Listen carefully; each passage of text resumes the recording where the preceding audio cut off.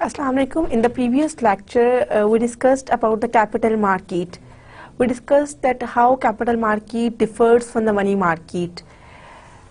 Previous lecture में जो हमने discussion की थी वो ये थी कि capital market basically capital market is the market in which you are going to in which you are going to fulfill your financing needs, but that financing needs that is a period greater than 1 year. इसका मतलब ये है कि capital markets में वो तमाम आपकी वो कॉरपोरेशन या वो कंपनीज या वो बिजनेसेस जाते हैं जिनकी फाइनेंसिंग नीड्स जो हैं 1 ईयर से ज्यादा होती हैं। क्योंकि देखें, अगर आपने कोई ऑपरेटिंग एक्सपेंसेस वगैरह कॉर्पोरेशंस नहीं फुलफिल कर रही तो उस टाइम में जो कॉर्पोरेशंस हैं वो मनी मार्केट इंस्ट्रूमेंट्स यूज करती हैं। लेकिन जो कैपिटल नीड्स होती हैं उनका बेसिक पर्पज ही होता है। कैपिटल मार्केट जो है उसको फर्दर अगर हम देखें तो वो फर्दर उसको हम कैटेगराइज भी कह सकते हैं या उसको टाइप में डिवाइड करें तो वो 2 तरह की हैं। बेसिकली एक वो होती है जिसमें जिसे डेट मार्केट या बॉन्ड मार्केट कहा जाता है। डेट का वर्ड जो है इसका मतलब ये कि आप बोरो करते हैं, borrowed from the saver, transaction take place between the borrowed and the saver lender. ठीक है, उसमें जो है वो कुछ क्योंकि आप बोरो करते हैं तो you know that cost of boring वगैरह होती है जिसे हम इंटरेस्ट रेट कहते हैं। तो दूसरी टाइप है वो है इक्विटी बैक्ड सिक्योरिटीज। इक्विटी का मतलब ये है कि पार्ट ऑफ द ओनरशिप या part of the share holders equity. देखिए इसमें क्या होता है कि कंपनीज में कुछ शेयर्स वगैरह होते हैं जो उन्हें ऑफर किए जाते हैं, जैसे आईपीओ वगैरह हैं, उसमें वो शेयर होल्डर्स बन जाती हैं। तो कॉर्पोरेट जो गवर्नमेंट है वो तो हमेशा बॉन्ड इशू करती है, जब वो कैपिटल मार्केट में जाएंगी तो वो बॉन्ड को इशू करेगी, ठीक है, अपनी फाइनेंसिंग नीड्स को फुलफिल करने के लिए।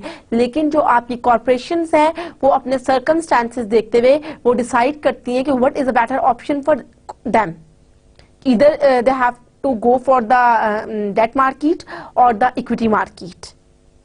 उसके बाद हमने डिस्कस किया था कि जिस तरह like money markets, capital markets also plays a very important role in the economic growth, because basic purpose of the capital markets is channeling the transfer of funds from the peoples who have surplus funds to those people who are in need of money or who have a productive idea to invest that money.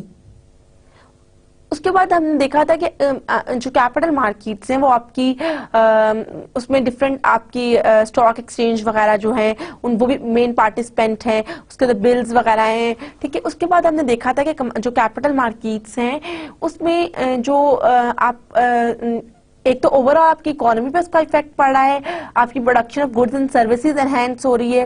फिर हमने ये देखा था कि capital market में कि bond के बारे में डिस्कस किया। बॉन्ड को जब हम बॉन्ड की बात करते हैं तो उसके कुछ फीचर्स होते हैं, क्योंकि बॉन्ड बेसिकली होता है debt market. Debt market generically known as bond market. Bond market में सबसे पहले तो ये होता है कि एक इशूअर होता है। इशूअर कौन होता है? जो लेंडर होता है, जो दे रहा होता है, और एक होता है जो उसको ले रहा होता है, जैसे बोरोअर कहते हैं। उसमें एक तो आप ये डिसाइड करते हो कि what is the principal amount, कि एक्चुअल अमाउंट कितनी है। देन आप ये डिसाइड करते हो इंटरेस्ट रेट। फिर हम ये देखते हैं कि इंटरेस्ट रेट में आप फिक्स्ड इंटरेस्ट रेट यूज करोगे।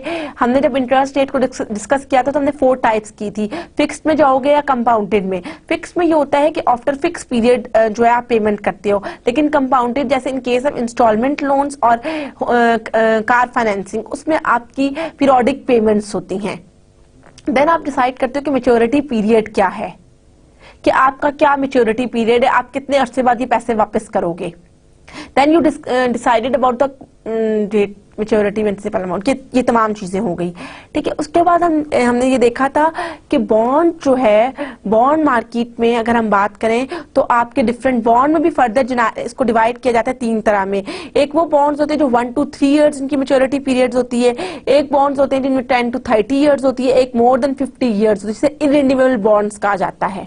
उसके बाद हमने ये देखा था कि जो हमने उसके बाद ये बात की थी कि जब with the passage of time जब फाइनेंशियल इनोवेशन आई तो आपके कुछ ऐसे बॉन्ड्स जिन्हें हम स्ट्रिप्स और स्ट्रिप्स के नाम से कहते हैं, कि वो बॉन्ड्स होते हैं जो इन्फ्लेशन इंडेक्स सिक्योरिटीज प्रोवाइड करते हैं नॉन फाइनेंशियल इंस्टीट्यूशंस को, कि मतलब इन द केस ऑफ इन्फ्लेशन वगैरह को कोई इतना ज्यादा इम्पैक्ट नहीं पड़ता और वो लेस रिस्की होती हैं।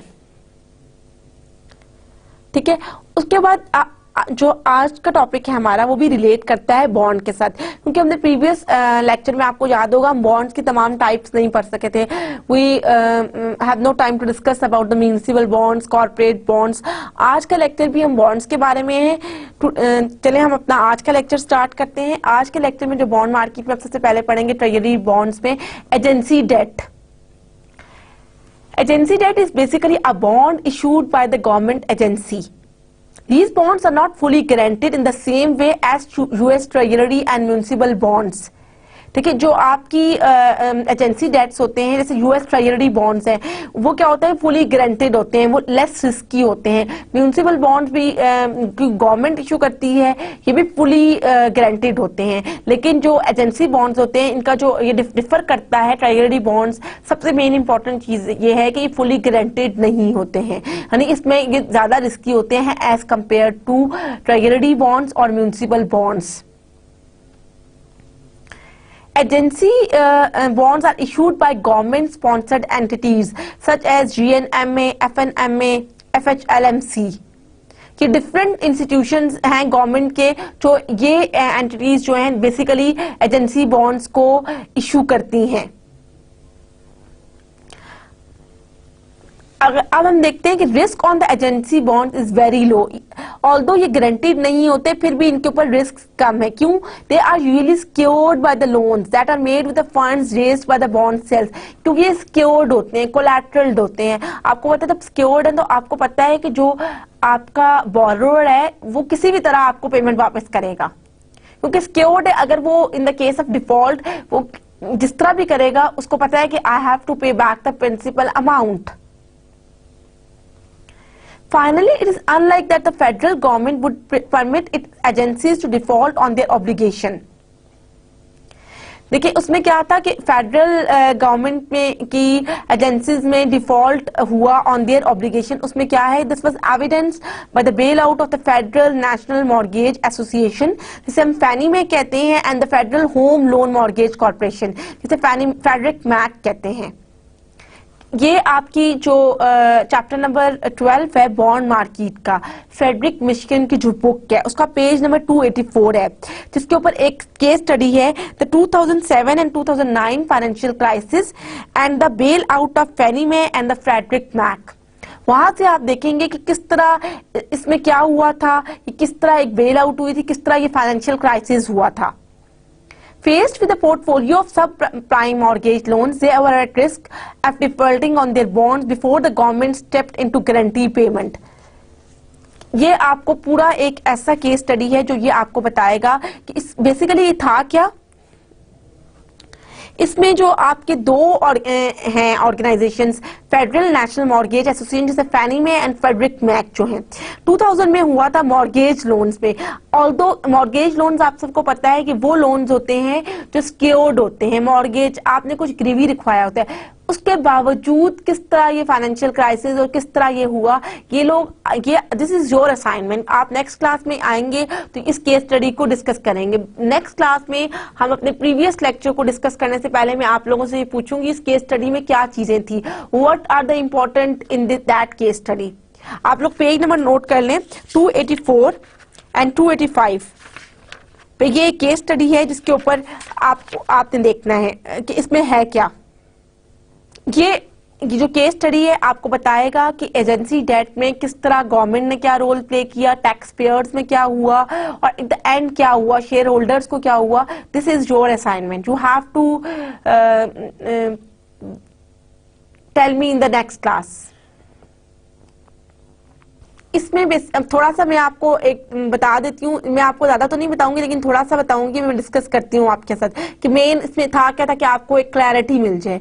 तो the offerings of these agencies are backed but not guaranteed by the US government since the agencies are private entities. इसमें prominent issuers कौन है सिक्योरिटीज के? स्टूडेंट लोन मार्केटिंग एसोसिएशन जिसे सैली में कहते हैं, फेडरल नेशनल मॉर्गेज एसोसिएशन जिसे फैनी में कहते हैं, and federal home loan mortgage association जिसे फेडरिक में कहते हैं। लाइक सैली में, फैनी में एंड फेडरिक में Mac, these are the important issuers. जो आपकी एजेंसी सिक्योरिटीज होती हैं basically they are exempted from the taxes. But not the federal tax, कि इसमें आपको कोई टैक्स वगैरह पे नहीं करना पड़ता। अब मैं आपको बताती हूँ कि जो फाइनेंशियल क्राइसिस था उसमें क्या हुआ था, कि जो फैनी एंड फेडरिक हैं, they managed their political situation effectively. ठीक है, इन्होंने कुछ रिस्की एक्टिविटीज में ये इन्वॉल्व हुए।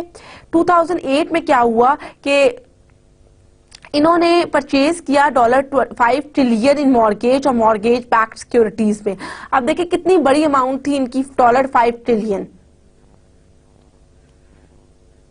और इसका जो मेन पर्पस ये था कि congratulation mission to support affordable housing. They did this by purchasing sub prime and alt A mortgages. इन्होंने क्या किया कि सब प्राइम और मॉर्गेजेस वगैरह को परचेज किया, और जब ये मॉर्गेजेस डिफॉल्ट होगी, इनको क्या हुआ, इन दोनों कंपनीज को बहुत ज्यादा लॉस हुआ। और फिर इसकी सबसे इंपॉर्टेंट चीज कि अभी तक जो इसके आउटकम्स वगैरह वो अभी तक लोगों को पता ही नहीं चला। ये बहुत बड़ा क्राइसिस था, और मतलब अगर आप अपनी फाइनेंशियल क्राइसिस की हिस्ट्री में देखें तो ये एक ऐसा क्राइसिस था जो मतलब अक्सर इसका आप किसी भी, जब भी आप फाइनेंशियल क्राइसिस की बात करेंगे तो इस केस को लाजमी आपने देखा होगा, bail out of Fannie and Freddie. अब म्यूनिसिपल बॉन्ड। म्यूनिसिपल बॉन्ड क्या होता है? म्यूनिसिपल बॉन्ड एक ऐसा बॉन्ड है that is issued by the local government और देयर एजेंसीज। ठीक है, अब देखिए इसको कौन इशू कर रहा है? लोकल गवर्नमेंट और agencies. Potential issuers of the municipal bonds includes states, cities, countries, redevelopment agencies. और इनका जो पर्पस होता है ये क्या होता है कि आपका जो बेसिक पर्पस होता है वो ये होता है कि कोई स्कूल वगैरह बनाना है। Municipal bonds that are issued to pay for the essential public projects that are exempt from the federal taxation.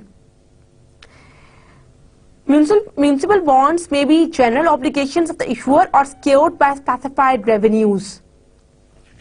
इसमें सबसे बेनिफिट क्या होता है कि they are exempted from the tax, federal income tax. Municipal bonds की आप देखेंगे उसका एक फॉर्मूला कि आप उस पर टैक्स फ्री म्यूनिसिपल रेट किस तरह फाइंड आउट करेंगे, तो फॉर्मूला ये है tax free municipal interest rate is equal to taxable interest rate into 1 minus marginal tax rate. ठीक है, अब हम देखेंगे किस तरह इस फॉर्मूले में। एक एग्जांपल में कोट करती हूं, suppose that rate on a corporate bond is 9% and the rate on A municipal bond is 6.75%, which should you choose. देखिए दो तरह के बॉन्ड्स हैं, एक कॉर्पोरेट बॉन्ड है जिसका रेट 9% है और एक म्यूनिसिपल बॉन्ड है जिसका रेट 6.75% है।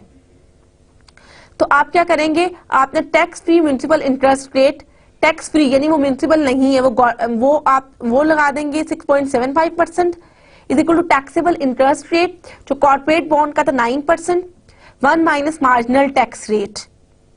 तो आपका जो मार्जिनल टैक्स रेट आया वो 25% आया। That means that municipal bond offers a higher after tax cash flow. यानी कि म्यूनिसिपल जो बॉन्ड है आपका इस केस में you have to prefer the municipal bond because that offers the higher tax free cash flows. अच्छा, अब जो सेकंड एग्जांपल मैं आपके साथ शेयर करने जा रही हूं वो क्या है? Suppose the rate on a corporate bond is 9% and the rate on a municipal bond is 6.75%. Which should you choose? Your marginal tax rate is 28%. कि आपको मार्जिनल टैक्स रेट भी बता दिया गया है, आपको म्यूनिसिपल बॉन्ड भी बताया गया और कॉर्पोरेट बॉन्ड भी। तो आप क्या करेंगे, equivalent tax free rate find out करेंगे। उसी तरह आपने वैल्यूज फाइंड आउट की, वो आया 6.48%। तो आपने ये देखा कि आपका जो म्यूनिसिपल बॉन्ड रेट है वो इससे ज्यादा है, तो you have to choose the municipal bond rate. अब आप म्यूनिसिपल बॉन्ड की टाइप्स देखें। Basically municipal bond is of 2 types, that is general obligation bonds, ठीक है, जनरल, और second is revenue bonds. General obligation bonds कौन से होते हैं? That don't have the specified assets pledged as security और specified source of revenue allocated for their repayment. इसमें क्या है कि एक तो इनका कोई स्पेसिफाइड, आपने कोई भी एसेट जो प्लेज किया होता है वो स्पेसिफाइड नहीं होता, और सेकेंडली क्या है कि सोर्स ऑफ रेवेन्यू भी स्पेसिफाइड नहीं है। Indeed they are backed by full faith and the credit of the issuer. इसका मतलब क्या है कि आप अपनी क्रेडिट वर्थिनेस को देखते हुए इशूअर को आप back, it means that the issuer promise to use every resource available to repay the bond as promised.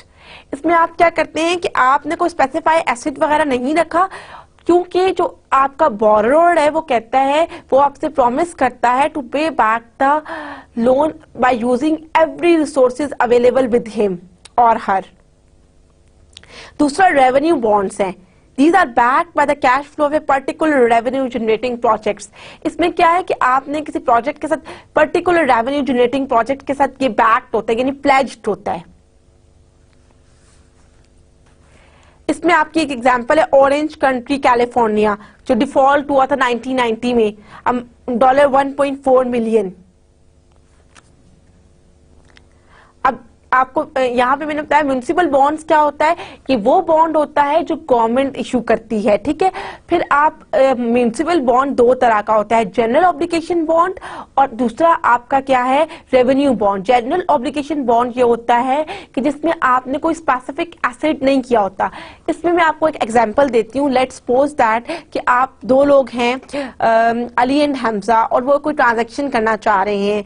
मैं आपको एक सिंपल एग्जांपल देती हूँ ताकि इस कंसेप्ट को और ज्यादा क्लैरिफाई। उसमें क्या होगा कि मतलब वो आपस में, क्योंकि थोड़ी बहुत उनकी जान पहचान है या नहीं भी जानते, जरूरी नहीं है, तो वो अगर अली कुछ पैसे बोरो करता है हमजा से और वो कहता है कि अगर मैं नहीं बोरो कर सकता तो मेरे पास जो भी है तो वो मैं दे दूंगा, लेकिन अगर वो ये कहता है कि ये कार है मेरी और ये तुम ले लेना, अगर in the case of any default, तो इसका मतलब वो जनरल ऑब्लिगेशन नहीं है। लेकिन अगर वो कहता है कि तुम, अगर मैं ना पे कर सका तो एवरी रिसोर्स अवेलेबल, जो भी मेरे रिसोर्सेज हैं, लाइक अगर मेरे पास कुछ रिजर्व्स हैं या कुछ मेरे पास कोई भी ऐसा मतलब एक्सपेंसिव आइटम है, मैं उसको सेल आउट करके आपके रिसोर्स जो फंड्स हैं वो आपको वापस करूंगा। So that falls under the general obligation bonds. अब जो आपको मैं नेक्स्ट स्लाइड पे ग्राफ में दिखाऊंगी, जो आपको ग्राफ ये बताएगा कि volume of general obligation bonds and the revenue bonds issued from 1984 through 2009। इसमें एक कंपैरेटिव स्टेट देखी गई है, एनालिसिस किया गया है कि 1984 से 2009 तक म्युनिसिपल बॉन्ड्स में जनरल ऑब्लिगेशन बॉन्ड्स कितने थे और रेवेन्यू बॉन्ड्स कितने थे, ठीक है। अब देखें आप इस ग्राफ में, आप पीरियड आपका है फ्रॉम 1984 से 2009 तक। आपने दो चीजें देखी, issuance of revenue and general obligation bonds. General obligation bonds graph में ग्रीन कलर डिपिक्ट कर रहा है जनरल ऑब्लिगेशन बॉन्ड्स को, और पर्पल कलर डिपिक्ट कर रहा है रेवेन्यू बॉन्ड्स को, ठीक है। और एक तरफ अमाउंट इशूड आपको शो हो रही है। देखें आप 1984 में अगर देखें तो रेवेन्यू बॉन्ड्स जो हैं वो ज्यादा इशू हुए as compare to general obligation bond. यानी कि आप अगर आप देखें कि आपके 1984 में कंपैरेटिव देखें तो रेवेन्यू बॉन्ड ज्यादा प्रेफरेबल रहे। फिर 85 में भी कुछ ऐसा ही ट्रेंड रहा, 86 में भी, 87 में भी। देखें आपको शुरू में जो जनरल ऑब्लिगेशन बॉन्ड्स की परसेंटेज बहुत कम नजर आई, लेकिन इन द लेटर ईयर्स फिर आप अगर आप 93 में देखें तो कंपैरेटिवली जनरल ऑब्लिगेशन बॉन्ड्स की परसेंटेज थोड़ी सी ज्यादा नजर आई। फिर अगेन आप 2002 में देखें तो आपको थोड़ी और इम्प्रूव नजर आई। तो इस तरह 2009 तक, यानी शुरू में अगर आप स्टार्टिंग में देखें 1984 से 92 तक, तो जो जनरल ऑब्लिगेशन बॉन्ड्स थे वो कम इशू किए गए as compare to revenue bonds, लेकिन इन द लेटर ईयर्स उसकी परसेंटेज इंक्रीज करती गई, ठीक है। मैंने ये ग्राफ्स आपको बताया, ये आपको क्लियरली ये चीज डिपिक्ट कर रहा है।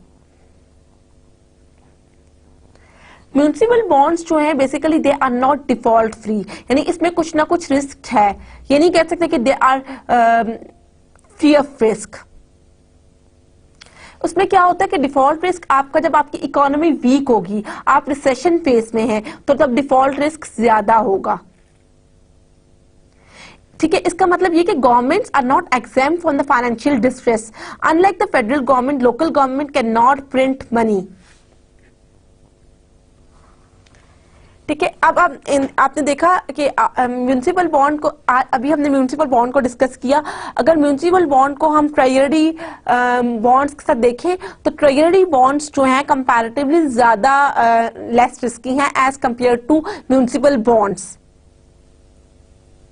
लेकिन म्यूनिसिपल बॉन्ड्स का ये फायदा है कि ये टैक्स एग्जेम्प्टेड होते हैं, बिकॉज म्यूनिसिपल बॉन्ड जो है वो नॉर्मली इशूअर्स का कौन है, गवर्नमेंट है। Next is corporate bond. Corporate bond क्या होता है? Corporate bond is a bond that is issued by a corporation, जिसकी वजह से इसको हम कॉर्पोरेट बॉन्ड कहते हैं। It is a bond that a corporation issues to raise money effectively in order to expand its business. यानी वही कि अगर कोई कॉर्पोरेशन चाहती है कि अपने बिजनेस को डाइवर्सिफाई करे, एक्सपैंड करे, या कोई नया प्लांट लगाए, तो then corporation issues bond. The term is generally a longer term debt instrument है with the maturity date falling at least a year after the issued date. जो हमने पहले भी बात की थी कि कमर्शियल पेपर भी समटाइम यूज होता है, लेकिन उसका मैच्योरिटी पीरियड कम है। और कमर्शियल पेपर का एक और डिसएडवांटेज क्या है? वो मनी मार्केट इंस्ट्रूमेंट है, लेकिन they have a poor secondary market.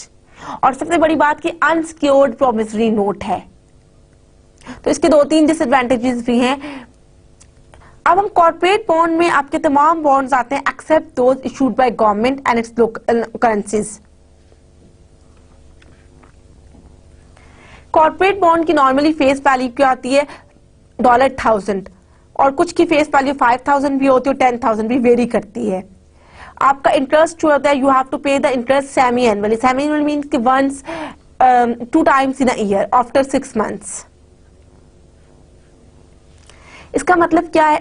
Secondly corporate bond की एक और इंपॉर्टेंट कैरेक्टरिस्टिक कि ये रिडीम नहीं हो सकता किसी भी टाइम। जब ये नहीं है कि इशूअर जब चाहे इसको खत्म कर सके, unless a specified clause states this. Degree of risk देखें तो वो वेरी करता है हर बॉन्ड में, क्योंकि अब कॉर्पोरेट बॉन्ड फर्दर कैटेगराइज्ड है डिफरेंट बॉन्ड्स में। रिस्क इसलिए वेरी करता है कि इंटरेस्ट रेट वेरी करता है। जिस तरह इंटरेस्ट रेट वेरी करेगा तो साथ साथ रिस्क भी वेरी करता जाएगा।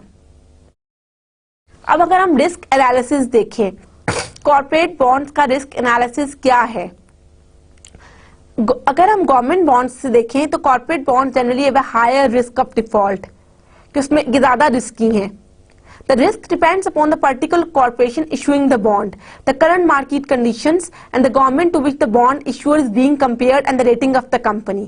अब इसमें क्या है कि रिस्क क्या डिपेंड एक तो आपकी करंट मार्केट कंडीशन क्या है, फिर आपने देखना कि रेटिंग क्या है। अभी हम रेटिंग को आगे डिस्कस करेंगे कि किस तरह रेटिंग होती है।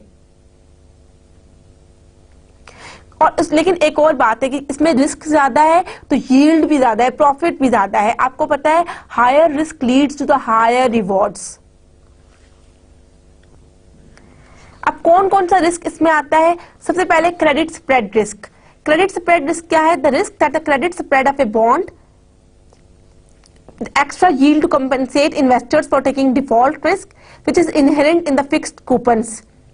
कि आपका क्रेडिट स्प्रेड रिस्क है। स्प्रेड क्या होता है? Difference between the ask and the bid price. Then interest rate risk. Of course आपको पता है इंटरेस्ट रेट रिस्क तो बहुत ज्यादा इंपॉर्टेंट रिस्क है। इंटरेस्ट रेट क्योंकि जैसे ही चेंज होगा तो जो इसका रिस्क लेवल है वो भी चेंज हो जाएगा। क्योंकि जैसे 1980s में आपको पता है जब इंटरेस्ट रेट बहुत ज्यादा हुआ था तो इकोनॉमी और इसके ऊपर बहुत ज्यादा इम्पैक्ट पड़ा था। Tax change risk. अगर आपकी कोई भी चेंज अनएंटिसिपेटेड चेंज हो जाएगी टैक्सेशन में तो वो आपकी वैल्यू ऑफ बॉन्ड को बहुत ज्यादा सफर करेगी। Liquidity risk. आपको ऑलरेडी पता है कि लिक्विडिटी रिस्क बहुत ज्यादा इंपॉर्टेंट फैक्टर है, क्योंकि अगर आपको कोई एसेट आप उसको कन्वर्ट करना चाह रहे हो कैश में तो माइट पॉसिबल भी आपको लॉसेस वगैरह फुलफिल करने पड़े। ठीक है, there may not be the continuous secondary market for a bond. उसकी कोई सेकेंडरी मार्केट नहीं होती। यानी ये नहीं कि अभी आपने खरीदा तो आप फौरन से सेल आउट कर देंगे। This particular risk could become more severe in the developing markets where a large amount of junk bonds belong such as China, Vietnam and Indonesia. Developing countries में तो लिक्विडिटी रिस्क बहुत ज्यादा है as compare to the developed countries. अगर हम US वगैरह की बात करें तो उसमें फिर भी कम है। जापान, जर्मनी जिनकी लीडिंग मार्केट्स हैं उनमें इतना ज्यादा लिक्विडिटी रिस्क नहीं है। और लिक्विडिटी रिस्क की जो सबसे इंपॉर्टेंट रीजन है कि bonds don't have the active secondary market. Then supply risk. Inflation risk. Inflation भी आपको पता है जैसे ही इन्फ्लेशन ज्यादा होगी आपकी real value of future fix cash flows भी चेंज हो जाएंगी, और इन्फ्लेशन जैसे ही ज्यादा होगी आपकी प्राइजेस चेंज हो जाएंगी। प्राइजेस जब चेंज होगी, प्राइस इंस्टेबिलिटी होगी तो अनसर्टेनिटी ज्यादा होगी। अब मैं आपको ग्राफिकली बताती हूँ कि 1973 से 2009 तक बॉन्ड्स के ऊपर इंटरेस्ट रेट किस तरह चेंज होता रहा। देखिए, अब हम रेटिंग की बात कर रहे थे। अगर हम ट्रिपल ए की बात करें, आपको पता है यहाँ पे कुछ पाकिस्तान में भी कुछ ऐसी अथॉरिटीज हैं जो बॉन्ड्स को रेट करती हैं। ट्रिपल ए, इसका मैं आपको एट द एंड एक पूरा ग्राफिकल एनालिसिस दिखाऊंगी, एक टेबल दिखाऊंगी जिसमें इस रेटिंग को है। ट्रिपल ए का मतलब है कि आपका रिस्क बहुत ज्यादा है और आपका प्रॉफिट बहुत ज्यादा, यील्ड ज्यादा है। तो लोगों की कोशिश होगी कि उन बॉन्ड्स में वो इन्वेस्ट करें जो ट्रिपल ए रेटिंग पे आते हैं। ट्रिपल बी की मतलब क्या है कि रिस्क, प्रॉफिट बहुत कम है और हाईली रिस्की है। देखिए, ये आपका एक कॉर्पोरेट बॉन्ड इंटरेस्ट रेट्स का एक मैंने आपको टेबल, इसमें आपको ग्राफ नजर आ रहा है जिसमें आपका इंटरेस्ट रेट देखा गया है कॉर्पोरेट बॉन्ड्स पे फॉर द पीरियड ऑफ 1974 से लेके 2008 तक। और दो तरह के बॉन्ड से, एक ट्रिपल ए जिसकी रेटिंग थी और सेकेंडली ट्रिपल बी। देखिए, ट्रिपल ए क्योंकि आपको पता है कि लेस रिस्की होता है, उसका प्रॉफिट ज्यादा होता है लेकिन लेस रिस्की होता है। देखिए, अगर रिस्क लेवल कम है तो आप देखिए 1982 में आपको नजर आ रहा होगा कि ट्रिपल बी का इंटरेस्ट रेट ज्यादा है as compare to triple A. Characteristics of the corporate bonds. Corporate bonds की क्या कैरेक्टरिस्टिक्स हैं? एक तो रजिस्टर्ड बॉन्ड। रजिस्टर्ड का मतलब क्या है कि आपको नजर आ रहा होगा कि ये रजिस्टर्ड है कोई। इसका ये मतलब नहीं है कि ये कोई भी आपको, जिस तरह आप बेरर में कहते हैं कि जिसके पास मैच्योरिटी डेट के ऊपर वो डॉक्यूमेंट होगा उसी को आप वो इंटरेस्ट रेट वगैरह पे करते हो, लेकिन इन रजिस्टर्ड बॉन्ड में नहीं, ऐसा नहीं होता। रजिस्टर्ड बॉन्ड का मतलब है a bond whose owner is registered with the bonds issuer, कि वो रजिस्टर्ड है। The owner's name and the contact information is recorded and kept on file with the company. कि जितना भी आपका ओनर डाटा है वो कंपनी के पास होता है। किसको आपने कूपन पेमेंट करनी है?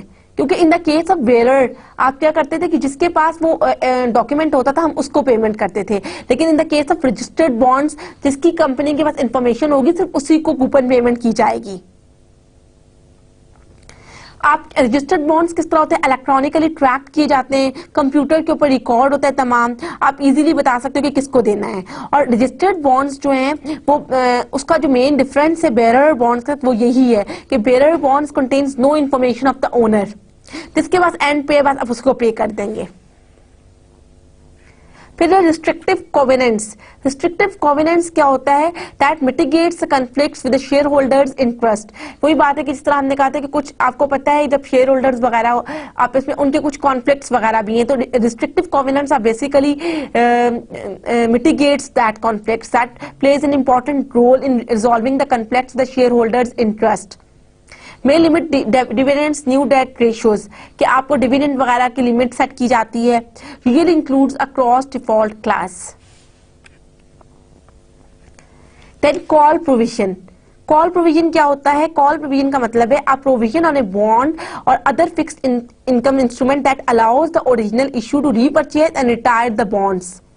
कि देखिए, आपकी कॉल प्रोविजन है कि आपका एक ऐसी प्रोविजन है बॉन्ड के ऊपर या आपकी फिक्स्ड इंस्ट्रूमेंट के ऊपर जो आपके ओरिजिनल इश्यूअर को रीपरचेज और रिटायर द बॉन्ड। देखिए, इसमें बेसिकली आपको बेनिफिट क्या होता है? Callable bonds will pay a higher yield than compare non callable bonds. एक तो कॉल प्रोविजन में आपका हायर यील्ड यानी आपको प्रॉफिट बहुत ज्यादा होता है। इसमें सेकंड क्या है? Mechanism to adhere to sinking fund provision. Third, interest of the stock holders. Fourth, alternative opportunities. That are the basic characteristics of the call provisions, the benefits of the call provisions. Conversion, कि some debt may be converted to equity, कि बात दफा ऐसा भी होता है कि जो आपका डेट इंस्ट्रूमेंट होता है उसको आप इक्विटी इंस्ट्रूमेंट में कन्वर्ट कर देते हो। Similar to stock option but usually more limited. फिर ये स्टॉक की तरह, जैसे स्टॉक पे आपके शेयर होल्डर्स आप बन जाते हो, इसी तरह आप अगर आपका डेट इक्विटी में कन्वर्ट हो जाएगा तो it means you have the right of the ownership. अब बॉन्ड्स की हम बात करेंगे तो आप बॉन्ड्स की अंदर हम क्या देख रहे हैं? सिक्योर्ड बॉन्ड्स क्या होते हैं कि वो बॉन्ड्स होते हैं जो बेसिकली सिक्योर्ड होते हैं। इसका मतलब ये होता है कि आपके जो भी बॉन्ड्स हैं, अगर जो इशूअर है और जो बोरोर है, बोरोर ये प्रॉमिस करता है कि अगर मैं मतलब इन the case of any default तो मैं आपको ये अपना कोई एसेट वगैरह दे दूंगा। इसको हम सिक्योर्ड बॉन्ड्स कहते हैं। ये इसकी एग्जांपल कौन सी है? Mortgage bonds, equipment trust certificates. Basically ये तरह के बॉन्ड्स हैं जो आपको सिक्योर्ड होते हैं। मॉर्गेज बॉन्ड्स वगैरह से आप कोई ना कोई चीज अपनी प्लेज करा देते हो, जिसे कोलेटरल बॉन्ड वगैरह कहते हैं। अनसिक्योर्ड बॉन्ड्स क्या होते हैं? जिसमें आपका जो ज्यादा रिस्की होते हैं as compare to secured bonds, क्योंकि आपने कुछ भी सिक्योर्ड नहीं किया होता। In case of any default जो इशूअर होता है या जो लेंडर होता है उसके पास कोई भी default in the case of any risk उसको नहीं पता कि वो किस तरह, क्योंकि उसने तो कुछ सिक्योर ही नहीं लिया, सिक्योरिटी ही नहीं है कोई उसके पास। उसमें कौन से हैं? डिबेंचर्स हैं, सब ऑर्डिनेटेड डिबेंचर्स हैं एंड वेरिएबल रेट बॉन्ड्स हैं। डिबेंचर भी एक किस्म का डेट इंस्ट्रूमेंट होता है, ठीक है। और जो इसलिए लोगों की अगर हम देखें ज्यादा वाइडली यूज्ड कौन से होते हैं तो सिक्योर्ड बॉन्ड्स होते हैं, क्योंकि हर किसी को जाहिर है अगर एक बंदा अपनी कोई अमाउंट वगैरह किसी दूसरे को दे रहा है तो it means it must be secured, क्योंकि अगर वो सिक्योर्ड नहीं होगी तो उसको जाहिर है रिस्क, वो ज्यादा रिस्की है, रिस्की ज्यादा है, डिफॉल्ट के चांसेस ज्यादा हैं। अब हम जंक बॉन्ड्स की बात करते हैं। वो ऐसे जंक बॉन्ड्स वो बॉन्ड्स होते हैं जिनकी क्रेडिट रेटिंग की हम बात करें तो वो लेस देन BBB होती है। इसमें कौन से? Often trust and insurance companies are not permitted to invest in junk debts. इसमें जो आपकी इंश्योरेंस कंपनीज वगैरह होती हैं वो इसमें नॉर्मली नहीं इन्वेस्ट करती हैं। और इसका बेसिकली जंक बॉन्ड्स किसने डेवलप किए थे? Michael Milken developed the market in the mid 1980s। और जंक बॉन्ड्स में अगर हम बात करें तो ये बहुत ज्यादा रिस्की होते हैं, इसमें रिस्क फैक्टर ज्यादा होता है as compare to other types of bonds. ये जो टेबल अब आपको नेक्स्ट स्लाइड पे नजर आ रहा है ये corporate bonds and debt ratings हैं। इसमें हम डिस्कस करेंगे कि उनका स्टैंडर्ड एंड पुअर्स क्या है, मूडीज, एवरेज डिफॉल्ट रेट और डेफिनेशन। सबसे पहले है स्टैंडर्ड्स एंड पुअर्स की बात करते हैं। AAA, ठीक है, मूडीज में भी AAA है और एवरेज डिफॉल्ट रेट क्या है? 0% है। इसमें क्या है? Best quality and the highest rating. कि देखिए इसमें क्वालिटी भी बहुत ज्यादा अच्छी है और रेटिंग में भी सबसे ज्यादा है। इसमें क्या है? Capacity to pay the interest and repay principal is extremely strong, कि जो आपने वापस करना है इंटरेस्ट और प्रिंसिपल अमाउंट उसमें उसकी ज्यादा कैपेसिटी है। इसका मतलब है कि डिफॉल्ट रिस्क कम है, smallest degree of investment risk, ठीक है। और आप जो जब भी कोई कंपनीज वगैरह बॉन्ड्स वगैरह इशू करती हैं तो उनकी नॉर्मली कोशिश ये होती है कि AAA जो है उसकी रेटिंग हो, क्योंकि AAA is the highest and rating and the best quality. Then AA में मूडीज की AA में देखें वो भी AA है, उसका डिफॉल्ट रिस्क 0.2% यानी 2% जो है इसका डिफॉल्ट इसके अंदर है। इसकी भी हाई क्वालिटी है, very strong capacity to pay the interest and principal amount. और ये somehow that is equal to AAA। कुछ थोड़ा बहुत डिफरेंस जरूर है लेकिन ये नहीं कि बहुत ज्यादा डिफरेंस है। ए की बात करें तो 10% इसमें आपका डिफॉल्ट रेट है। इसमें भी स्ट्रॉन्ग कैपेसिटी है कि आपने इंटरेस्ट पेमेंट भी करनी है और प्रिंसिपल अमाउंट भी देनी है, but possesses many favorable investment attributes and are considered upper medium grade obligations. इनको upper medium grade obligation कहा गया है। Somewhat more susceptible to the adverse effects of changes in circumstances and economic conditions. Normally A में क्या होता है कि जैसे ही आपकी economic conditions change होंगी, circumstances change होंगी, तो तब कुछ adverse effects आ सकते हैं। अगर stable economic condition है तो that is not the bad. Then BBB में क्या होता है? Medium grade obligations, neither highly protected not poorly secured, ना तो बहुत ज्यादा प्रोटेक्टेड है ना बहुत ज्यादा सिक्योर्ड है, यानी कि आप कर सकते हैं कि मीडियम टर्म इसको कहा गया है। Adequate capacity to pay interest and the repay principal, इसमें भी आपको इंटरेस्ट पेमेंट भी मिल रही है और प्रिंसिपल अमाउंट भी मिल रही है। May lack long term reliability and the protective elements to secure interest and the principal repayments. वो अगर हम बहुत ज्यादा लॉन्ग टर्म रिलायबिलिटी नहीं है कि आपको आपकी पेमेंट्स वापस मिलेंगी कि नहीं। BBB इसमें आपका एवरेज डिफॉल्ट रेट 1.21% है। इसमें क्या है, moderate ability to pay interest and the repay principal, कि मॉडरेट बहुत ज्यादा कोई नहीं है, बहुत ज्यादा ये नहीं है कि बहुत ज्यादा स्ट्रॉन्ग एबिलिटी टू पे वो नहीं है। Have speculative elements and future can not be considered well assured, कुछ स्पेकुलेटिव एलिमेंट्स भी और फ्यूचर में क्या होगा आप कुछ भी नहीं कह सकते हैं। Adverse business economic and financial condition could lead to inability to meet financial obligations, अगर आपकी इकोनॉमिक कंडीशंस खराब हो जाती हैं, कुछ ऐसी फाइनेंशियल कंडीशंस आ जाती हैं, तो इसमें आपको कुछ भी वापस नहीं मिलेगा। बी में क्या है, एवरेज डिफॉल्ट रेट क्या है 6.53%, lack characteristics of desirable investment, assurance of interest and the principal payments over long period of time may be small, adverse conditions likely to impair ability to meet financial obligations।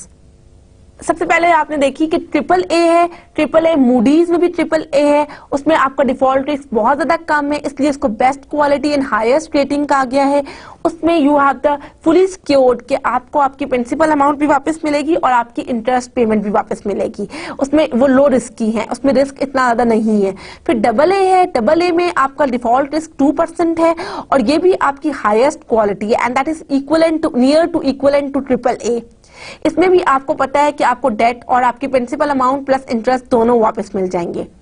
फिर ए है, इसमें भी very strong capacity to pay interest and the principal, लेकिन इसमें कुछ economic conditions अगर change होती हैं तो तब आपको कुछ एडवर्स कंडीशंस हो सकती हैं। ट्रिपल बी में क्या है कि ये बहुत ज्यादा हाईली रिस्की है, इसमें प्रॉफिट भी बहुत ज्यादा कम है और डिफॉल्ट रिस्क भी बहुत ज्यादा है, और आप अगर जैसे इकोनॉमिक कंडीशंस खराब हो जाएंगी तो you are not able to get your principal amount plus interest payment. Double B में मॉडरेट एबिलिटी है, उसमें भी अगेन आपकी इकोनॉमिक कंडीशंस को इफेक्ट करेंगी। फिर बी है, बी में तो बिल्कुल ही आपके डिजायरेबल इन्वेस्टमेंट की कोई कैरेक्टरिस्टिक्स नहीं है। Then triple C, triple C में तो आप देखें इसको मूडीज CAA कहता है, क्यों, इसमें पुअर स्टैंडिंग है, indefinable vulnerability to default and dependent on favorable business, economic and the financial conditions to meet timely payment of interest and the repayment of principal। यानी कि आपको पता ही नहीं है, बहुत ज्यादा मतलब बहुत ज्यादा चांसेस हैं कि आपको डिफॉल्ट हो सकता है। यू आर नॉट श्योर कि आपको आपकी प्रिंसिपल अमाउंट आपकी और प्लस इंटरेस्ट पेमेंट वापस मिलेगी। डबल सी, इसमें भी बहुत ज्यादा डिफॉल्ट है, बहुत ज्यादा शॉर्ट कमिंग्स हैं। देन सी, लोएस्ट रेटेड क्लास सब बॉन्ड, जो सबसे ज्यादा जब देखें बॉन्ड इश्यू होते हैं तो लोग इसकी रेटिंग देखते हैं, इसकी रेटिंग क्या है, देन दे चूज उन्हें कौन सा बॉन्ड लेना चाहिए। सी तो बहुत ही लोएस्ट क्लास बॉन्ड है, इसमें बहुत ज्यादा जो चांसेस है रिस्की बहुत ज्यादा है, बैंकरप्सी वगैरह भी हो सकती है। Then C I, reserve for the income bonds on which no interest is being paid, इसमें आपको ये इनकम बॉन्ड होता है और कोई इंटरेस्ट पे नहीं किया जाता। डी, पेमेंट डिफॉल्ट है। NR, no public rating has been requested. Plus और minus, ratings from AA to CC may be modified by the addition of plus or minus sign to show relative standing within the major rating categories। देखिए इसमें क्या है, आपको ये जो bond है ये डेट रेटिंग्स बता रहा है। देखिए अगर आपने चूज करना है, लेट्स सपोज दैट कि आप लोग चाहते हैं कि आप कोई डेट इंस्ट्रूमेंट चूज करें, तो आप किस बॉन्ड में जाएंगे, इसमें आपको रेटिंग बताई गई है जो वेरी करती है आपकी AAA से आपकी C तक। जो ऑफ कोर्स AAA से स्टार्ट हो रही है तो बेस्ट रेटिंग है, हाईएस्ट क्वालिटी है उसकी, और जो C है उसकी पुअरेस्ट रेटिंग है। देखिए अब आपने ये देखना है डिपेंडिंग अपॉन द कंडीशंस, और इन सब बॉन्ड्स में आपने देखा होगा कि जब आपकी इकोनॉमिक कंडीशंस, आपकी फाइनेंशियल कंडीशंस चेंज हो जाएंगी तो बॉन्ड के उस पे उसका बहुत इंपैक्ट पड़ेगा, क्योंकि ऑफ कोर्स बॉन्ड एक डेट है, उस पे क्योंकि आप इंटरेस्ट ले रहे होते हो। जब आपकी इकोनॉमिक कंडीशंस चेंज होती हैं तो इंटरेस्ट रेट पे बहुत ज्यादा डायरेक्टली इन्फ्लुएंस करती हैं, और जब इंटरेस्ट रेट चेंज होगा तो ऑफ कोर्स आपको पता है कि उसका तमाम बॉन्ड्स के ऊपर बहुत ज्यादा इंपैक्ट पड़ेगा। Financial guarantees for the bonds, अब देखिए, कुछ तो ये होता है कि जब आप फाइनेंशियल गारंटी ले लेते हो तो आपको पता है कि रिस्क कम हो जाएगा। आपने कुछ डेट इश्यूअर्स ऐसा करते हैं कि वो फाइनेंशियल गारंटी ले लेते हैं। देखिए, गारंटी में ये होता है कि अगर कोई नहीं पे करा तो कोई थर्ड पर्सन की जगह पे कर देगा। आपको पता है, जैसे आप कहते हैं कि ए और बी जो है वो आपस में ट्रांजेक्शन करना चाह रहे हैं, लेकिन ए जो है वो बी को नहीं जानता, तो इन दैट केस वो सी की गारंटी ले लेता है। सी जो है कहता है कि अगर ए पैसे वापस नहीं करता तो I am liable for that amount, I am obligated to pay you that amount. तो जाहिर है गारंटी आ गई है तो रिस्क कम हो गया है। देन क्या है, guarantee provides the timely payments of interest and principal and usually backed by large insurance companies. ठीक है, इसमें ज्यादातर इंश्योरेंस कंपनीज वगैरह आ जाती हैं और आपको श्योरिटी हो जाती है कि you can get your principal amount plus your interest payment.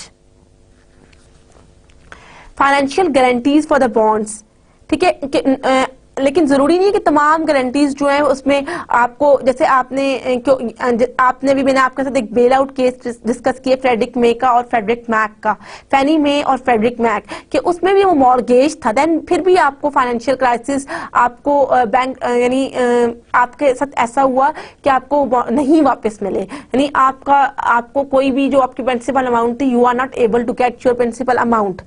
अब इसमें कुछ एग्जांपल्स मैं शेयर करती हूँ। 1995 में जेपी मॉर्गन ने क्रेडिट डिफॉल्ट स्वैप किया था, a type of insurance on bonds. फिर 2000 में Congress remove CDS from any oversight. फिर 2008 में भी हुआ था कि सीडीएस मार्केट को बहुत ज्यादा $62 ट्रिलियन का लॉस हुआ था।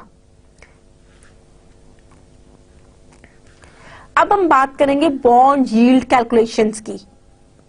Bond yields are quoted using a variety of conventions depending on the type of issue and the market. We will examine the current yield calculation that is commonly used for the long term debt.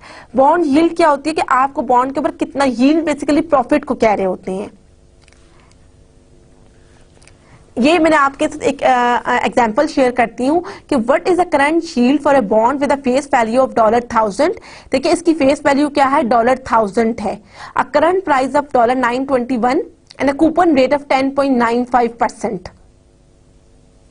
ठीक है, आपने क्या किया कि आपने interest find out किया।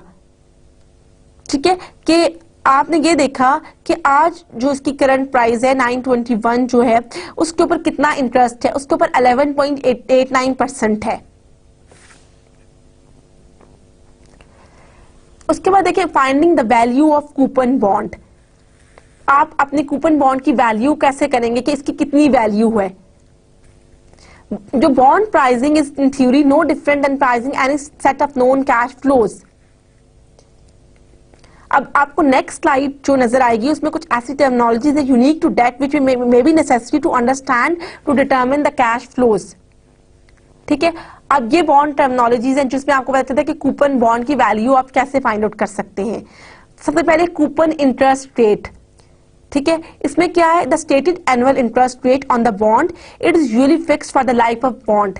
ठीक है, इसमें क्या होता है कि आपकी जो इंटरेस्ट रेट है बॉन्ड के ऊपर वो स्टेट किया जाता है। आपको शायद याद हो, तो मैंने पिछला लेक्चर आपको पढ़ाया था जिसमें हम बॉन्ड मार्केट के बारे में डिस्कस किया था और हमने बॉन्ड का एक सैंपल आपको दिखाया था। उसके ऊपर आपको याद होगा 8/34 उसके ऊपर ये बताया गया था कि इसका रेट कितना है। तो कूपन इंटरेस्ट रेट में भी ऐसा है कि उसका रेट जो है वो बॉन्ड के ऊपर होता है, फिक्स्ड होता है जब तक बॉन्ड की लाइफ है, यानी अंटिल मैच्योरिटी पीरियड वो चेंज नहीं होगा। अगर वो बॉन्ड 10 ईयर्स में मैच्योर हो रहा है तो 10 ईयर्स तक उसका कूपन इंटरेस्ट रेट वही रहेगा। जो एक दफा डिसाइड हो जाता है, जिसपे एक दफा बॉन्ड इश्यू हो जाता है, उसके दरमियान में वो चेंज नहीं होता। Then current yield, the coupon interest payment divided by the current market price of the bond। कि the coupon interest payment जो है उसको आप डिवाइड करते हैं current market price of the bond कि currently उसकी क्या प्राइस है। face amount, the maturity value of the bond, जब bond mature होता है तब उसकी क्या वैल्यू है। The holder of the bond will receive the face amount from the issuer when the bond matures। इसमें क्या होता है कि जो bond holder है, बॉन्ड होल्डर कौन होता है, जो लेंडर होता है, वो उसको फेस अमाउंट मिलेगी जब बॉन्ड मैच्योर हो जाएगा।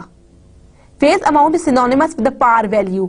जो पार वैल्यू या फेस वैल्यू ये बिल्कुल सेम है, इसमें कोई डिफरेंस नहीं है।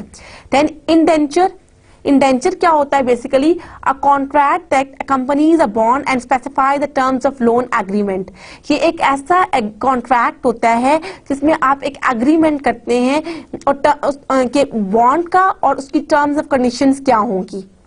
It includes management restrictions called covenants. इसमें कुछ मैनेजमेंट रिस्ट्रिक्शंस भी होती हैं जिन्हें कोवेनेंट्स कहा जाता है। ठीक है, ये अब देखें हर टाइम जो भी एग्रीमेंट होगा, इंडेंचर में क्या होगा कि जब जब नया नया एग्रीमेंट होगा उसके अकॉर्डिंगली उसमें जो टर्म्स एंड कंडीशंस होंगी उसके मुताबिक आप कूपन बॉन्ड की वैल्यू फाइंड आउट करेंगे। Then market rate. Market rate जैसे आपको नाम से डिपिक्ट करे कि जो उस टाइम प्रीवेलिंग रेट होगा। Interest rate currently in effect in the market for securities. ठीक है, उसके बाद मेच्योरिटी कि मेच्योरिटी आपका नंबर ऑफ इयर्स पे, जिस तरह आपने कहा था कुछ इरिडेबल बॉन्ड है, कुछ 10 to 20 इयर्स के लिए हैं। उसमें क्या होगा कि जब आपका बॉन्ड मेच्योर होगा तो जो भी उसकी अमाउंट होगी फेस अमाउंट उसको पे की जाएगी होल्डर को। Par value the same as face, जो हम पहले डिस्कस कर चुके हैं। यील्ड टू मेच्योरिटी, इसमें क्या है कि yield investor will earn if the bond is purchased at the current market price and held until, कि जब आपकी जो करंट मार्केट प्राइस है उस पे जो आपको मिलेगा वो अंटिल मेच्योरिटी तक आपको वही मिलेगा। अब ये जब आप बॉन्ड वगैरह इश्यू करते हैं तब आप ये डिसाइड करते हैं कि कौन सा वैल्यू है। ठीक है, जो नॉर्मली यूज होता है कूपन इंटरेस्ट रेट, जो आपके फिक्स्ड रहता है और उसके ऊपर इंटरेस्ट रेट लिखा होता है। अब हम एक एग्जांपल से मैं इलस्ट्रेट करती हूँ कि किस तरह बॉन्ड प्राइसिंग आइडिया है कि what is the price of 2 year 10% coupon bond semi annual coupon payments, mean कि आपको 2 दफा साल में आफ्टर 6 मंथ्स पेमेंट होगी with the face value of $1000 and a required rate of 12%।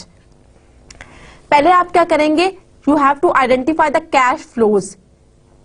ठीक है, डॉलर फर्स्ट में स्टेप क्या है, $50 is received every 6 months in interest, $1000 is received in 2 years as principal repayment.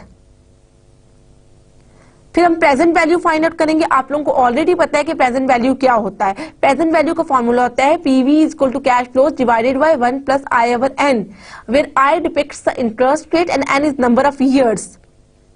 ठीक है, अब आपने N4, आपकी फेस वैल्यू 1000 थी, आपने अपनी प्रेजेंट वैल्यू को कंप्यूट किया जो कि 965.35 है। इन्वेस्टिंग इन बॉन्ड्स, लोग क्यों बॉन्ड्स में इन्वेस्ट करते हैं? क्योंकि एक तो ये कि लॉन्ग टर्म इन्वेस्टिंग आपकी जो लॉन्ग टर्म फाइनेंसिंग नीड्स को फुलफिल करता है। सेकेंडली कि बॉन्ड्स जो हैं, bonds of corporations are less risky than its equity. आपको देखें जब इक्विटी में क्या होगा कि जो बॉन्ड होल्डर्स होते हैं इन केस ऑफ एनी डिफॉल्ट उनको पहले पे किया जाता है। Investors still have risk, price risk, interest rate risk. देखिए आपको पता है कि इन्वेस्टर्स के पास बहुत ज्यादा रिस्क होता है। उसमें क्या रिस्क है? Price risk. अगर प्राइस चेंज हो जाएगी, प्राइस इंस्टेबिलिटी होगी तो लोगों में अनसर्टेनिटी होगी, तो आपके डिफॉल्ट चांसेस ज्यादा हो जाएंगे। इसी तरह इंटरेस्ट रेट रिस्क, आपको पता है इंटरेस्ट रेट तो आपकी जैसे ही चेंज होता है, हम बहुत लेक्चर्स में पढ़ चुके हैं कि interest rate is the most closely most highly monitored variable in the economy. क्योंकि आपको पता है जब इंटरेस्ट रेट चेंज होगा तो ये ओवरऑल इकोनॉमी को चेंज कर देता है। इसलिए आप जो बॉन्ड्स वगैरह में, इसलिए आप लोग ज्यादातर कॉर्पोरेशंस जो हैं उनकी कोशिश होती है इक्विटी के बजाय वो बॉन्ड में इन्वेस्ट करें। अब आपको ग्राफिकली बताती हूँ कि फॉर द पीरियड ऑफ 1983 से 2009 तक किस लोगों ने बॉन्ड्स और स्टॉक में क्या बॉन्ड्स का क्या बिहेवियर रहा और स्टॉक्स का क्या बिहेवियर रहा। इसमें आपको ये जो ग्राफ बता रहा है, डिपिक्ट कर रहा है bonds and the stocks issued from the period of 1983 to 2009।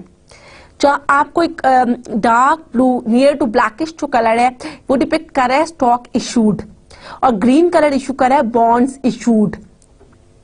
ठीक है, ओवरऑल आप देखें 1983 में आपको नजर आ रहा होगा ट्रेंड क्या है कि मोर और लेस इक्वल ट्रेंड है, 60-40 की रेशियो नजर आ रही है। लेकिन 84 में अगर आप जाएं तो आपको 90-10% की रेशियो नजर आ रही है, और फिर ये यही रही है आपकी रेशियो। आप देखें तो हमेशा जो ज्यादा लोगों ने किया वो बॉन्ड इशूड में किया, लोगों ने ज्यादा इन्वेस्टमेंट जो है बॉन्ड में की एज कंपेयर टू इक्विटी।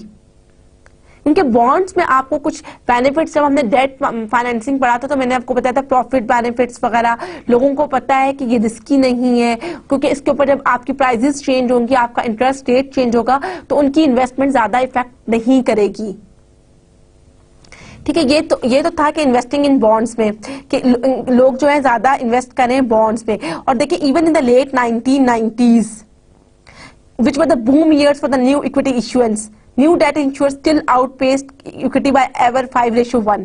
1990 के बाद भी देखिए आप 5:1 के साथ वो जो है आपके बॉन्ड्स की रेशियो 5 है और स्टॉक की रेशियो इशुएंस की 1 है। ठीक है, ये तो था आज का हमारा lecture. Today we discussed about the bond market.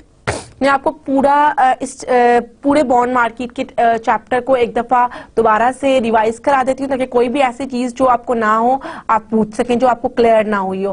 पहले हमने एजेंसी डेट्स की बात की थी।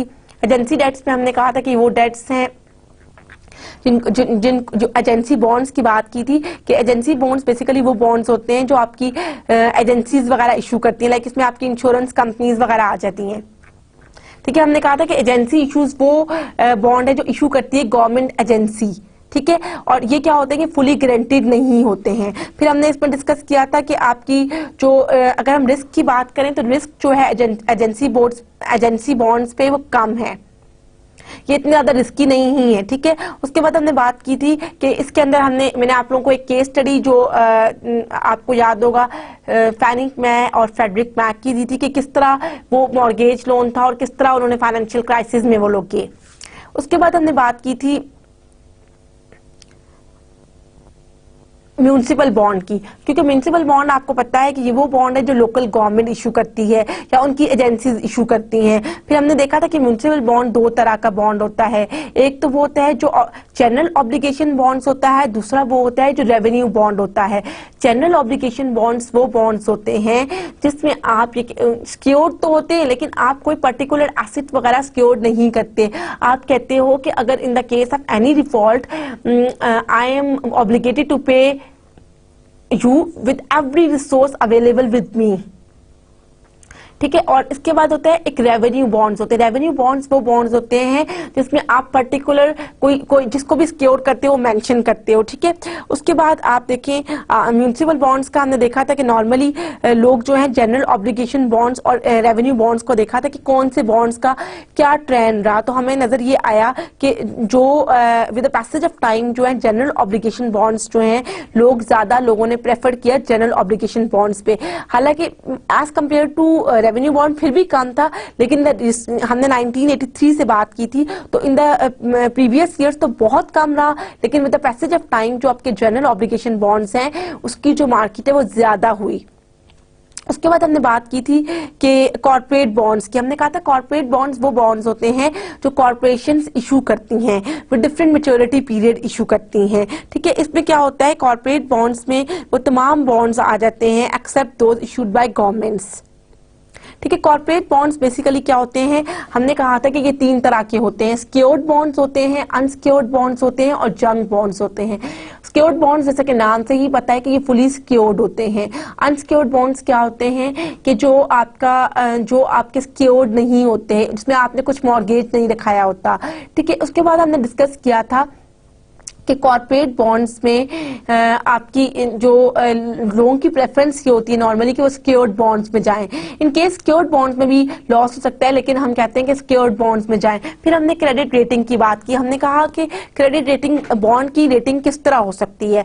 क्रेडिट रेटिंग में हमने देखा कि हम लोगों के पास मैंने आपको साथ एक टेबल शेयर किया था। इसमें एक तो नंबर 1 ये था कि AAA बॉन्डिंग, जिसमें AAA रेटिंग है। AAA रेटिंग किसे कहते हैं, हाईएस्ट रेटिंग होती है और बेस्ट क्वालिटी बॉन्ड्स होते हैं, क्योंकि उसमें एक तो ये होता है कि आपका रिस्क बहुत कम होता है, रिस्क ऑफ डिफॉल्ट कम होता है, आपको 100% श्योर होता है कि you are able to catch your principal amount plus your interest rate. और कैसी भी इकोनॉमिक कंडीशंस हो, इकोनॉमिक कंडीशंस उस पर इफेक्ट नहीं करेंगी। मूडीज में भी मूडीज ने इसकी जो रेटिंग की वो भी AAA है। फिर हमने AA की बात की। AA भी बेस्ट क्वालिटी है एंड दैट इज मोर और लेस इक्विवेलेंट टू AAA, लेकिन इसमें फिर भी थोड़ा सा आप कह सकते हैं 0.2% आप कह सकते हो कि इसमें डिफॉल्ट हो सकता है।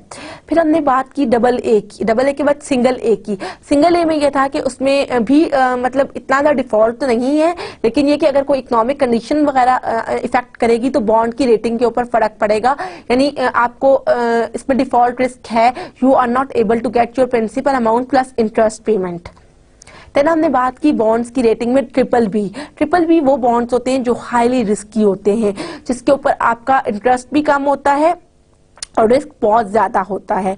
इसमें क्या है कि कोई भी इकोनॉमिक कंडीशन होगी तो आप की जो एबिलिटी है पे करने की, प्रिंसिपल अमाउंट और इंटरेस्ट वो सफर करेगी। फिर डबल बी है, उसमें भी एडवर्स इकोनॉमिक कंडीशन सफर कर सकती हैं। फिर बी है, उसमें भी ऐसा ही है। फिर ट्रिपल सी में तो बहुत ज्यादा जो है ना वो है कि उसको लोएस्ट रेटिंग कहते हैं, क्योंकि उसमें डिफॉल्ट बहुत ज्यादा है। उसमें कोई भी इकोनॉमिक कंडीशन, फाइनेंशियल कंडीशन जब होगी तो आपको नहीं पता, आपकी रिस्की बॉन्ड्स हैं, आपको नहीं पता कि आपकी, यानी आप कह सकते हो अनसिक्योर्ड है, आपको नहीं पता कि आपको principal amount plus interest payment वापस मिलेगी कि नहीं मिलेगी। फिर सी बॉन्ड तो बहुत लोएस्ट है, उसमें तो किसी भी तरह की आपको कोई, उसमें आप देखें इन तमाम रेटिंग में कि ट्रिपल ए से जब हम डबल ए की तरफ गए, हम ए की तरफ गए ट्रिपल बी, तो जो आपका डिफॉल्ट रेट है वो ज्यादा होता है। मैंने आपको एक टेबल के थ्रू बताया था जो आपको बहुत क्लियरली बता रहा था कि किस तरह आपकी वो टेबल में ये बता रहा था ताकि आपको कोई भी प्रॉब्लम ना हो। वो टेबल आपको डिपिक्ट कर रहा था और इसमें सब कुछ डिफाइन था कि ट्रिपल ए क्या है। अगर आप मतलब वही मैंने आपको बार बार प्रीवियस लेक्चर्स में भी ये चीज बताई कि अगर आप ये टेबल्स वगैरह को भी बहुत अच्छी तरह देखते हैं तो आपको बहुत ज्यादा ओवरव्यू, आपके चैप्टर की जो अंडरस्टैंडिंग है बहुत ज्यादा हो जाती है। फिर हमने बात की थी कि finding the value of the bonds ना, कि बॉन्ड की वैल्यू किस तरह फाइंड, वो भी डिफरेंट हमने चीजें डिस्कस की थी। उसमें आपने कूपन इंटरेस्ट रेट कहा था जिसके ऊपर आपकी फिक्स्ड होती है, जो अंटिल द मैच्योरिटी फिक्स्ड रहती है और आपके बॉन्ड के ऊपर लिखी भी होती है। फिर हमने करंट यील्ड की बात की थी, फेस अमाउंट की बात की थी, पार वैल्यू की बात की थी, यील्ड टू मैच्योरिटी की बात की थी। ये वो तमाम फैक्टर्स हैं जिसमें आप कूपन बॉन्ड्स को वैल्यू कर सकते हैं। देन हमने डिस्कस किया था कि लोग why people prefer to choose in the debt bonding, क्यों लोग इसमें करते हैं। फिर मैंने आपके साथ एक ग्राफ आपको शो किया था जिसमें ये दिखाया गया था कि people always prefer to use debt as compare to equity capital market, क्योंकि देखिए उसमें ये होता है कि जब आपका इंटरेस्ट रेट फ्लक्चुएट करता है, जब आपकी प्राइस इंस्टेबिलिटी होती है, तो ओवरऑल आपकी इकोनॉमी पे जब इफेक्ट पड़ता है तो लोगों की कोशिश होती है कि इन तमाम चीजों को, इन अपने रिस्क को मिनिमाइज करने के लिए वो डेट इंस्ट्रूमेंट्स यूज करें। ये तो था आज का हमारा लेक्चर, लेकिन मैं आपको एंड एक चीज बताना चाहूंगी जो आज के लेक्चर का हिस्सा तो नहीं लेकिन अदर देन दैट है, क्योंकि हमने प्रीवियस लेक्चर में मनी मार्केट्स को देखा था तो मैं चाह रही थी कि थोड़ा सा मनी मार्केट्स और कैपिटल मार्केट्स का एक कंपैरिजन मैं आपको बता दूं। जो बेसिक डिफरेंस था वो तो आप लोगों को पता चल चुका होगा कि मनी मार्केट्स बेसिकली क्या होती हैं, शॉर्ट टर्म रिक्वायरमेंट्स फुलफिल करने के लिए होती हैं, और जो कैपिटल मार्केट्स होती हैं वो आपकी लॉन्ग टर्म फाइनेंसिंग नीड्स को फुलफिल करने के लिए होती हैं। उसके बाद मनी मार्केट्स में क्या है, मनी मार्केट्स के जो आपके इंस्ट्रूमेंट्स थे वो आपके टी बिल्स वगैरह थे जिसमें आपका मैच्योरिटी पीरियड बहुत कम होता है। मनी मार्केट में क्या होता है, you have an active secondary market, उसमें आपके ट्रेजरी बिल्स वगैरह थे, आपके एफईडी फंड रेट था, फिर आपके निगोशिएबल सर्टिफिकेट ऑफ डिपॉजिट्स थे, कमर्शियल पेपर थे, बैंकर्स एक्सेप्टेंस था, यूरो डॉलर्स था। उन तमाम मनी मार्केट में सबकी जो सेकेंडरी मार्केट थी वो गुड थी एक्सेप्ट कमर्शियल पेपर और यूरो डॉलर्स। ठीक है, कमर्शियल पेपर्स में इसलिए कि वो अनसिक्योर्ड लोन से, अनसिक्योर्ड प्रोमिसरी नोट्स थे, लेकिन कमर्शियल पेपर में एक एसेट बैक्ड कमर्शियल पेपर है जो 2008 के फाइनेंशियल क्राइसिस में बहुत ज़्यादा इंपॉर्टेंट रोल प्ले किया था। That is different to the conventional commercial papers. ठीक है, और कमर्शियल इसी तरह हम बात करेंगे। फिर हमने उसमें देखा था कि मैच्योरिटी पीरियड नॉर्मली डेज का है, लेकिन जब हम बॉन्ड्स की बात करते हैं तो बॉन्ड्स में हमने क्या देखा था, हमने अपने टी बॉन्ड्स देखे थे, हमने देखा था कि नॉर्मली वो बहुत ज़्यादा लेस रिस्की होते हैं। फिर हमने अपने म्यूनिसिपल बॉन्ड्स को देखा था, म्यूनिसिपल बॉन्ड्स गवर्नमेंट इश्यू करती है और ये टैक्स एग्जेम्प्टेड होते हैं, इसका बेनिफिट ये होता है। एजेंसी बॉन्ड्स को देखा था, फिर हमने देखा था कि आपके कॉर्पोरेट बॉन्ड्स कौन से होते हैं, उसमें हमने सिक्योर्ड बॉन्ड्स, अनसिक्योर्ड बॉन्ड्स और जंक बॉन्ड्स को देखा था। और फिर जो डिफरेंस ये था कि उसमें सेकेंडरी मार्केट होती है, इसमें सेकेंडरी मार्केट नहीं होती। इसलिए जब आपकी सेकेंडरी मार्केट नहीं होती तो आप देखते हो कि बॉन्ड्स की रेटिंग क्या है, जो ट्रिपल ए, डबल ए, और वो रेटिंग मैंने आपके साथ शेयर की थी। उसमें क्या होता है कि आपको पता चल जाता है कि क्योंकि सेकेंडरी मार्केट तो नहीं है, आपने अपने बॉन्ड को चूज किस तरह करना है। देन हमने डिस्कस किया था कि बॉन्ड्स उसमें आपको, क्योंकि शॉर्ट टर्म वो होता है, इसमें क्या था कि आपकी जो फिक्स्ड ज्यादा लंबे अरसे के लिए तो आपको अपने आप you are more vigilant about the finding the value of the coupon bonds, कि आपकी वैल्यू क्या है उनके।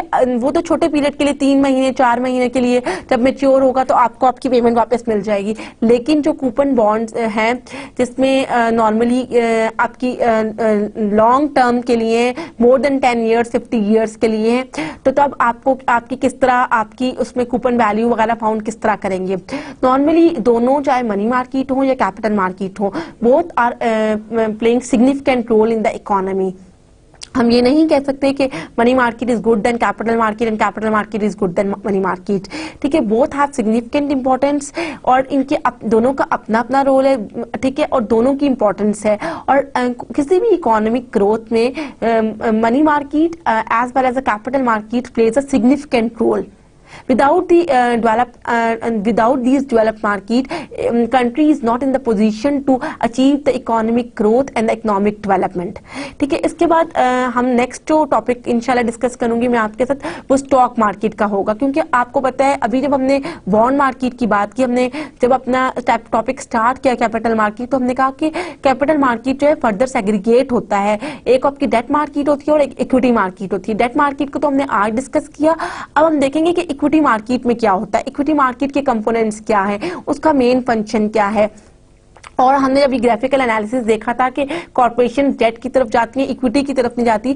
तो डेट का तो मैंने बताया। अब नेक्स्ट में हम ये डिस्कस करेंगे कि इक्विटी की क्या है, उसके क्या ऐसे रीजंस हैं कि corporations prefer to go for the debt as compare to equity markets. Equity markets में थोड़ा सा मैं आपको एक ओवरव्यू अगर स्टॉक मार्केट का, कि आपको पता है उसमें आपको पार्ट ऑफ द ओनरशिप है, आपको शेयर होल्डर्स इक्विटी का पार्ट है, आपको डिविडेंड मिलता है। और जो फर्दर डिटेल्स हैं वो इंशाल्लाह हम नेक्स्ट टॉपिक में डिस्कस करेंगे। टिल दैट अगर आपकी कोई क्यूरी है, if you have any question you are free to ask. और उसके अलावा मैंने आपको एक असाइनमेंट दी है नेक्स्ट क्लास के लिए, वो मैं आपके साथ डिस्कस करूंगी before starting the stock market. मैं आपके साथ वो केस स्टडी डिस्कस करूंगी because that is very much important. मैंने आज इसलिए नहीं की कि ताकि आप लोग खुद इसको पढ़ के आए, ताकि आपको भी एक क्लैरिटी मिले, आपको भी एक ब्रॉडर स्कोप पे आप देखेंगे उसमें है क्या। क्योंकि अगर मैं डिस्कस कर दूंगी तो माइट पॉसिबल भी आप खुद ना पढ़ें और आपको तमाम इसकी जो इंपॉर्टेंट पॉइंट्स है वो समझ ना आए। वो बेसिकली केस स्टडी क्या थी कि वो मॉर्गेजेस की थी। उसमें हमने देखा था कि सिक्योर्ड लोन था, लेकिन उसके बावजूद बहुत बड़ा फाइनेंशियल क्राइसिस आया। तो मैं आप लोगों से पूछूंगी कि क्या रीजंस थी उसमें, उसके वो लोन्स की क्या टर्म्स एंड कंडीशंस डिसाइड हुई थी, क्यों ऐसा क्यों हुआ था। क्योंकि इसका इकोनॉमी में बहुत इम्पैक्ट पड़ा था, यूएस इकोनॉमी पे इसका एक मेजर इम्पैक्ट है और हम इसको डिस्कस करेंगे। टिल दैट टाइम अल्लाह हाफिज, we will meet in the next class with a new topic. Thank you so much.